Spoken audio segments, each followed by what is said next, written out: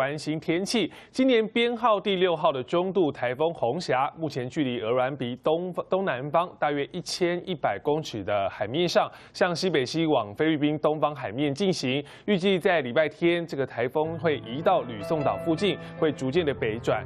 以目前的路径来看呢，礼拜天母亲节就有机会会发布海上台风警报。至于影响台湾的程度，还是要视台风北转的快慢以及幅度而定。而今天的天气形态呢，跟昨天很类似，北部及东半部地区有短暂阵雨或雷雨，中南部山区午后有短暂的阵雨或雷雨，并且在各地的山区有局部较大雨势发生的几率。中南部平地呢，还是维持多云到晴，各地的高温大多可达到30度以上。